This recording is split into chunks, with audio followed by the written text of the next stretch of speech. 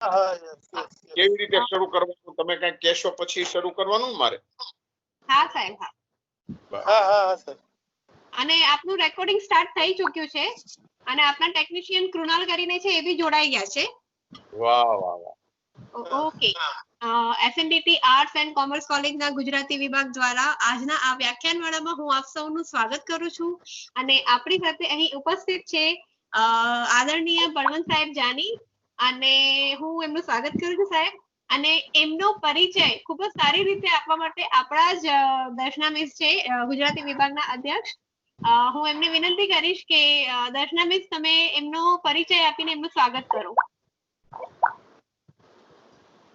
આ જ્ઞાન યજ્ઞમાં બળવંતભાઈ મને અહીંયા દેખાતા નથી સ્ક્રીન પર, પણ બળવંતભાઈ હંમેશા સાથે જ છે.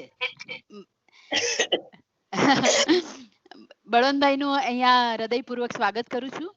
અને આ જે જ્ઞાન યજ્ઞ છે, જે જ્ઞાન યજ્ઞમાં નેટ ને અનુલક્ષીને જે બધા જે પણ વ્યાખ્યાનો રાખ્યા એ મણકામાં આજે આદરણીય બળવંતભાઈ છે.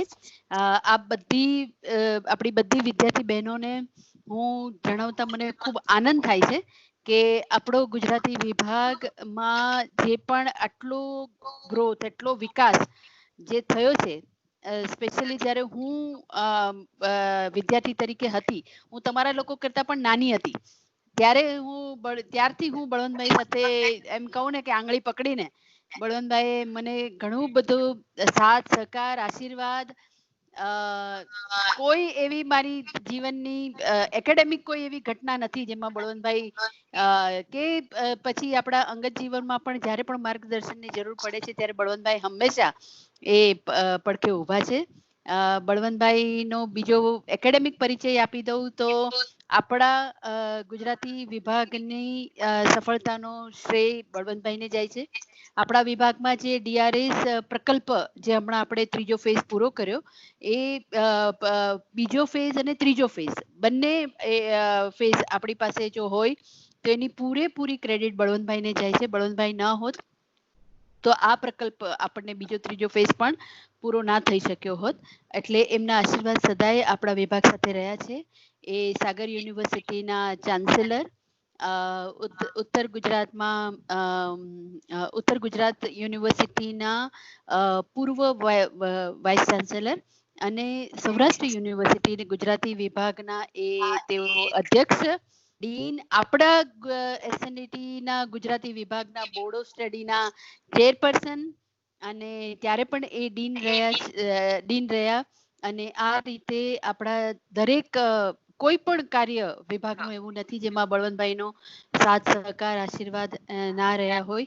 એમની પાસેથી જે શીખવાનું છે એ સંશોધન અને સંપાદન, એની જે ડિસિપ્લિન છે એ ડિસિપ્લિન આપણે શીખવા જેવી છે. મેં એમને હંમેશા ક્યારે પણ એમને બેસેલા નથી જોયા. એ પોતે પોતાનું કાર્ય કરતા હોય, આપણી જેવાને સતત આમ કે ને કે હોકારો આપતા રહે કે આ કરવાનું જ છે, આ કરવું પડશે. અને એ રીતે આપણા બાજુ ક્યાં કોઈ એવું કોઈ છે જે આપણા જીવનમાં કે આપણા કાર્યમાં રસ રુચિ લે, એની બદલે એમ સતત માર્ગદર્શક તરીકે આમ ઉભા રહે. એમની સાથે વાત કરવાની પણ બહુ જ આમ કે ને કે ક્યારે એવો ભાર નથી લાગતો કે બળવંતભાઈ સાથે કેવી રીતે વાત કરશું. એટલા સહજ અને સરળ અને બહુ આત્મીય એવા બળવંતભાઈ આજે અહીંયા આપણે ત્યાં આ જ્ઞાન યજ્ઞમાં આ રીતે એ જોડાય. તમને બીજી એ પણ વાત કહું કે એમને જે ડિસિપ્લિન છે કામ કરવાની, એ ટ્રેનમાં પણ હોય તો પણ ઉપરની બર્થ ઉપર સવારે 5 વાગે ઉઠી બેસી અને પોતે પોતાનું કામ, જે એટલે સેલ્ફ કમિટમેન્ટ જે છે કામ કરવાની, તો આ એક સંશોધક અને સંપાદક પાસે હોવી જોઈએ. અને મધ્યકાલીન ગુજરાતી સાહિત્યમાં, લોક સાહિત્યમાં બહુ જ આદર સાથે લઈ શકાય એવું એક નામ હોય તો એ બળવંતભાઈ છે.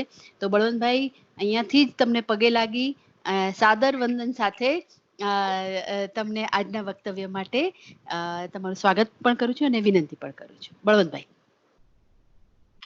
ખૂબ જ આનંદ થયો. એસએનડીટી યુનિવર્સિટી સાથે 2 દાયકાથી હું કોઈ ને કોઈ સંશોધન, અધ્યયન, અધ્યાપન એમ કામ સબબ જોડાયેલો રહ્યો છું અને એસએનડીટી વિભાગે સંશોધકો માટે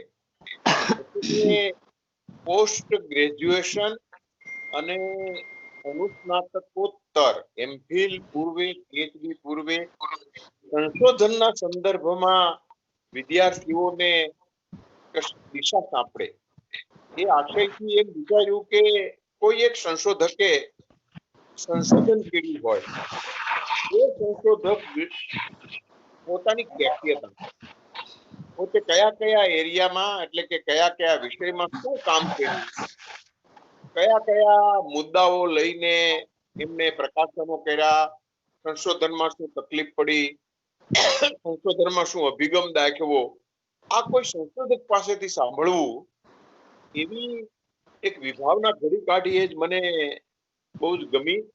અને એસએનડીટીમાં તો હીરાબેન પાઠક, ભૂપેન્દ્ર બાલકૃષ્ણ ત્રિવેદી, અનસુયાબેન ત્રિવેદી અનેક લોકોએ ખૂબ સંશોધન કર્યું છે.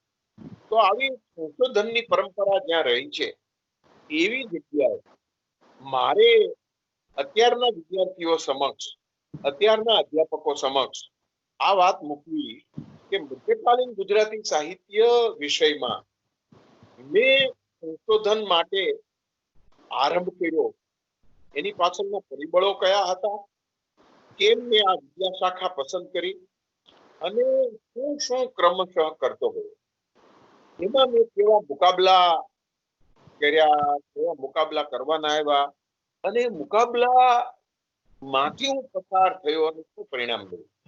એટલે હવે બહુ સરસ વિષય મને આપ્યો, એનો ખૂબ આનંદ છે. તો મિત્રો, હું તો બહુ નાની ઉંમરે જીવનની 30 પૂરી કરવી પહેલા યુનિવર્સિટીમાં અધ્યાપક તરીકે જોડાવાનું કર્યું. એટલે કે હું એમએ થયો, પછી તરત પીએચડી થયો. પણ પીએચડી કરતો હતો એ દરમિયાન યુનિવર્સિટીના ચારણી સાહિત્યના સંશોધન વિભાગમાં, હસ્તપ્રત વિભાગમાં હસ્તપ્રત નિરીક્ષક સંપાદક તરીકે મને નિમણૂક મળી. બહુ નાની ઉંમરે હતો, એમએ પૂરું થયું તરત એમ કહી શકો. અને હસ્તપ્રતોનું આખું સૂચિપત્રક તૈયાર કર્યું. હસ્તપ્રતો વાંચતા મને આવડતી હતી, હસ્તપ્રતોનો ખ્યાલ હતો, હસ્તપ્રતોને કેમ ગોઠવવી, કેમ કેટલોગ તૈયાર કર્યું અને એને સંપાદિત કરવી. આ બધું કામ મારા માટે આવ્યું. એટલે હું પ્રારંભથી જ એક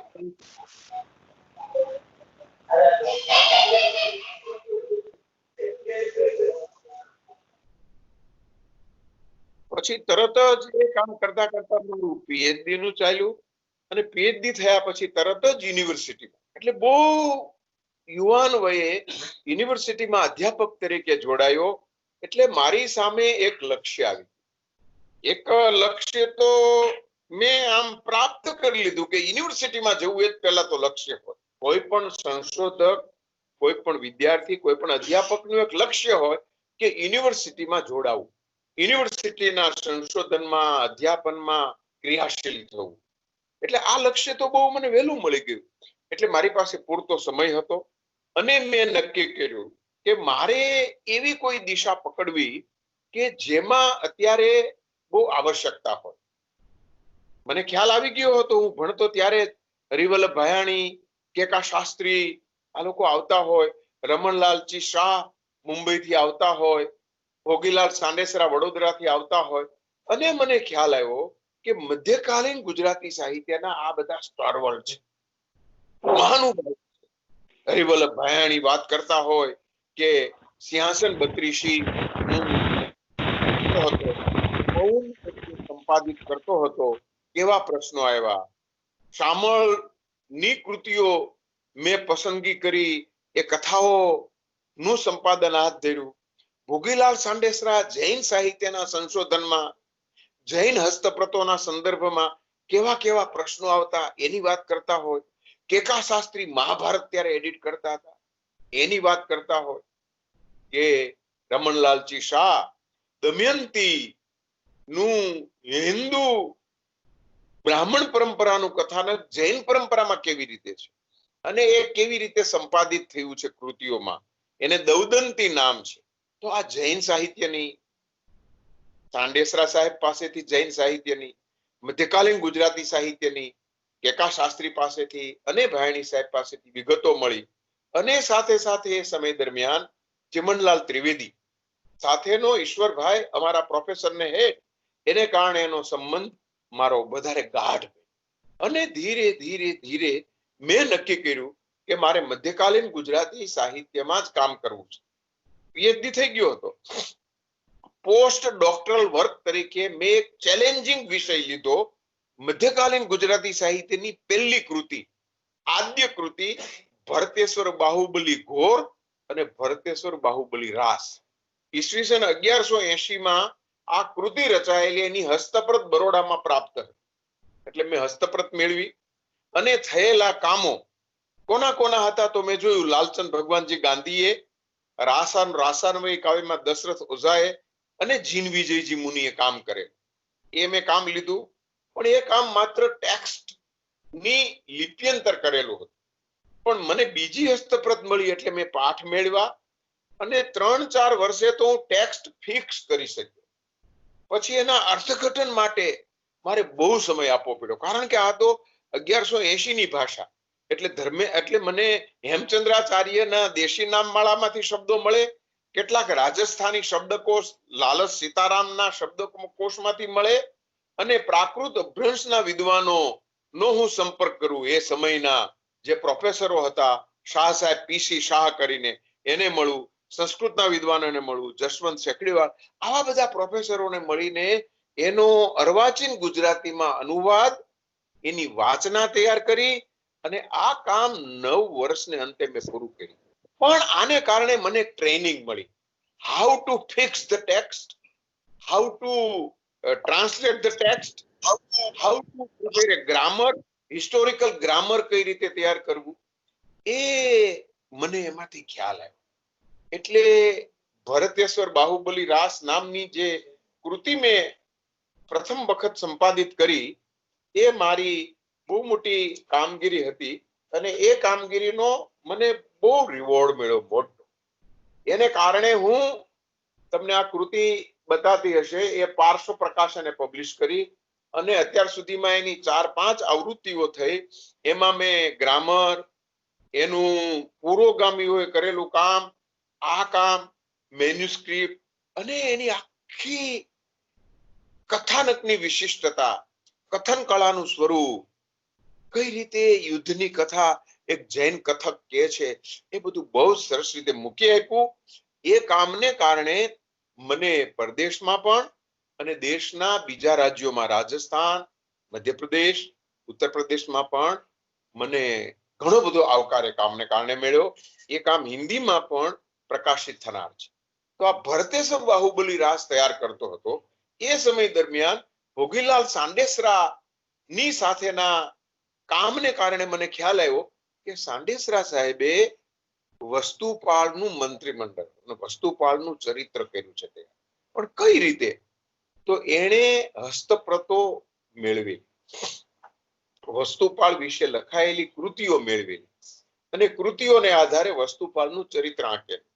પણ મને એ દરમિયાન જૈન ગુર્જર કવિઓ રીએડિટ થતું હતું.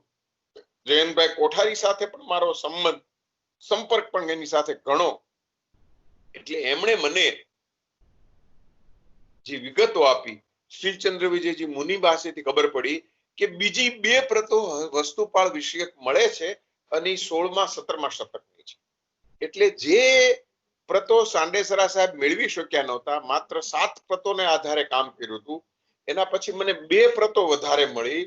એટલે એને આધારે વસ્તુપાળના ચરિત્રમાં શું નવું છે, સાંડેસરા સાહેબ નથી મૂકી શક્યા, એમાંનું વિગતે બીજું શું મૂકી શકાય એમ છે. એ કામ મેં કેનેડાના પ્રોફેસર ત્યાંના ગ્રેનોફ, એની સાથે રહીને ત્યાં સાઉથ એશિયન જર્નલ માટે મેં વસ્તુપાળનું ચરિત્ર, સાંડેસરા સાહેબ ઉપરાંત બીજી 2 હસ્તપ્રતોને આધારે એમાં એના ધર્મકાર્યો, એનું લેખન, લેખકો સાથેના સંપર્કો, રાજા સાથેના સંપર્કો, અનેક યુદ્ધમાં જીત, મુસ્લિમો સાથેના સંપર્કો અને એના ચરિત્રની શિલ્પ સ્થાપત્યની માંડણીની ઘણી બધી વિગતો જે સાંડેસરા સાહેબના થીસીસમાં ન હતી એ પૂર્તિ રૂપે મેં મૂકી આપી અને એની લઘુ રાસકૃતિઓ સંપાદિત કરી. એની દીર્ઘ રાસકૃતિઓ જે મેં આમાં ઉપયોગ કર્યો એ પણ મેં એડિટ કરી છે. તો આ એક મોટું કામ થયું. મધ્યકાલીન ગુજરાતી સાહિત્યમાં વસ્તુપાળ વિષયક કૃતિઓ, વસ્તુપાળનું કથાનક, વસ્તુપાળ મધ્યકાળની અંદર એક સર્જક તરીકે એને લખેલું સંસ્કૃતમાં, પણ એને મધ્યકાલીન ગુજરાતીના અનેક સર્જકોને રાસ કૃતિ લખવા માટે પોતાનું ચરિત્ર પ્રેરણારૂપ રીતે પૂરું પાડ્યું. આ મોટી વસ્તુ બની. એ મેં કામ વિગતે કર્યું અને એને કારણે જૈન સાહિત્ય વિષયની મારી અભ્યાસની કામગીરી વધુ ને વધુ પ્રમાણિત રીતે, પ્રમાણભૂત રીતે રમણભાઈ શાહે ને વગેરે પ્રમાણિત કરી આપી. પરિણામે મેં એક બહુ મોટું કામ હાથમાં લીધું કે જૈન સાહિત્યમાં જે કથાકૃતિઓ છે એમાં ધમ્મીલ કુમારનો રાસ એ કઈ રીતે મહત્વનો છે, એ રાસકૃતિ મધ્યકાલીન ગુજરાતી કથા સાહિત્યની કેમ મહત્વની કૃતિ છે અને રાસનું સ્વરૂપ શું. ભારતી વૈદ્યે રાસ સાહિત્યની થીસીસ લખી ત્યારે એની પાસે 68 રાસકૃતિઓ હતી. 68 રાસકૃતિ ઉદાહરણ તરીકે હતી અને એને આધારે રાસનું ફોર્મ એને પ્રગટ કર્યું. મારી પાસે આ ભરતેશ્વર બાહુબલી રાસનું કૃતિ આવી આખી અને વસ્તુપાળની રાસકૃતિઓ ઉપરાંત બીજી મારી પાસે 28 રાસકૃતિઓ ભારતી વૈદ્ય પછી પ્રકાશિત થયેલી મળી. એટલે તમે જુઓ, ભારતીબેન પછી મને 38% ડેટા વધારે મળ્યો. ટેક્સ્ટ એડિટ થયેલી કૃતિઓ, કેવા પ્રકારનું કથાનક, કેવા પ્રકારનું વર્ણન, એમાં કેવી રીતે કથાનકનું વિભાજન, ઠવણી ક્યાં, કૃતિની અંદર વર્ણનો કયા પ્રકારના, આની બધી વિગતો મને સંપાદિત કૃતિઓમાંથી, મેં અધ્યયન કરેલી કૃતિઓમાંથી અને બીજી એન્સાયક્લોપીડિયા ઓફ ઇન્ડિયન લિટરેચરમાં અને ઉપરાંત આપણે ત્યાં અયપ્પા પણીકર બહુ મોટા વિદ્વાન, એણે મધ્યકાલીન ભારતીય સાહિત્ય સંપાદિત કર્યું. શું નામ? આપ ખાસ ખરીદજો. મધ્યકાલીન ભારતીય સાહિત્યના એ વોલ્યુમ અયપ્પા પણીકરે એડિટ કર્યા. એમાં ગુજરાત, મહારાષ્ટ્ર, મધ્ય બધી જ ભારતીય ભાષાઓના મધ્યકાળના સાહિત્યને આમેજ કર્યું છે. એમાં ગુજરાતી સાહિત્ય મધ્યકાળ વિશે ચિમનભાઈ ત્રિવેદીની સાથે મેં ઘણું બધું કામ કર્યું. એટલે મને એ નિમિત્તે પણ ઘણું મળ્યું. કોષ તૈયાર થતો હતો, સાહિત્ય કોષ જયંત કોઠારી તૈયાર કરતા, એટલે ત્યાં જવું તો કીર્તિદાબેન ને બધા મિત્રોને મળું અને રાસકૃતિઓનું જાણું. એટલે મેં પ્રથમ વખત રાસનું સાહિત્ય સ્વરૂપ ભારતીબેન વૈદ્ય પછી નવેસરથી મેં ઘડી કાઢ્યું. કૃતિને આધારે સ્વરૂપ નિર્ધારિત થતું હોય છે. કૃતિની વિશિષ્ટતા સ્વરૂપને સમૃદ્ધ કરતી હોય છે. પણ આ તો કૃતિઓ જ જોવાઈ નહોતી, એટલે સ્વરૂપમાં જે વિગતો નહોતી આવી એ મેં અભ્યાસ કરીને 30-32 પાનાનો મધ્યકાલીન ગુજરાતી રાસ સ્વરૂપ વિમર્શ, એમાં લૌકિક કથામૂલક, ઐતિહાસિક કથામૂલક, પૌરાણિક કથામૂલક, ધર્મચરિત્ર કથામૂલક એટલે સાધુ ભગવંતો, એમ જુદા જુદા પ્રકારની કથાઓનું વિભાજન કરીને એવા કથાનકની કૃતિઓ રાસકૃતિ તરીકે કેવી રીતે ટ્રીટમેન્ટ પામે છે, એટલા એક મોટું સંશોધન આ કામ કરતા કરતા મિડિયેવલ ફોર્મ માટે મેં શરૂ કર્યું. એવું જ આખ્યાન માટે શશીન ઓઝાનું કામ થઈ ગયેલું, હંસાબેનનું કામ થઈ ગયેલું આખ્યાન સ્વરૂપ ઉપર. પણ પછી મને 28 કૃતિઓ આખ્યાનની નવી મળી. 28. અને એ કૃતિઓમાં એવું શું છે જે શશીન ઓઝાએ કે હંસાબેને કે કેકા શાસ્ત્રીએ નથી દર્શાવ્યું, એને મેં આમેજ કરીને આખ્યાનના સ્વરૂપ વિશે મોટો લેખ તૈયાર કર્યો. એવી જ રીતે ફાગુનું સ્વરૂપ ભોગીલાલ સાંડેસરાએ મૂકી આપ્યું. એને બહુ સરસ રીતે આખી વાત મૂકી આપી. પણ મને 78 ફાગુ રચનાઓ નવી મળી. જેસલપુરા સાહેબ પાસેથી, કનુભાઈ શેઠ પાસેથી, સંબોધીમાંથી, લાલભાઈ દલપતભાઈ પ્રાચ્ય વિદ્યા મંદિરમાંથી, મેગેઝિનમાંથી 78. એટલે કે તમારી પાસે ભોગીલાલ સાંડેસરાના, જે શિવલાલ જસલપુરાના સંપાદનો, બીજા વિદ્વાનોના સંપાદનો, બીજી એન્થોલોજીમાં એના દ્રષ્ટાંતો ચંદ્રકાંત મહેતાએ આપ્યા હોય, મંજુલાલ મજબૂદારે આપ્યા હોય, પણ મને 78 ફાગુ કાવ્યો મળ્યા.